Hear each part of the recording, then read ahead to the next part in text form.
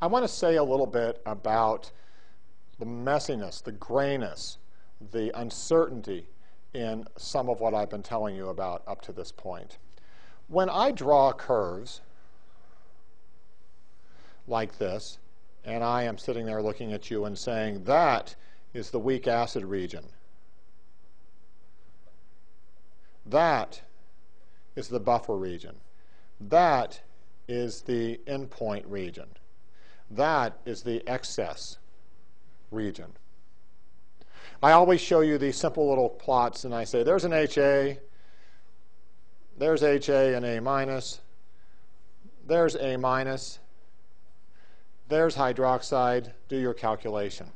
What I don't point out is that I've got to get from one place to the next.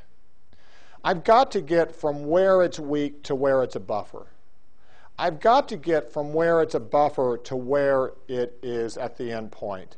I've got to get from where it's weak base to where it's strong base. Those regions I'm showing you there are transition points that occur here where these simple kinds of ideas that I show you don't actually work, because the approximations I am making that allow me to derive the weak acid equation, the weak base equation, the buffer equation, those approximations become lies at the point where, for example, if I'm looking at Ca minus x, and I want to say, oh, this value right here is negligible compared to this. That's only true if my Ca is a big number.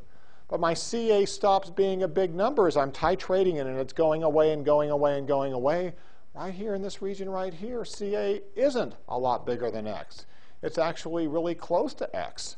And as a result, I cannot simply use the buffer equation or a weak acid equation. What I'd have to use instead is a much more sophisticated model for what's happening experimentally.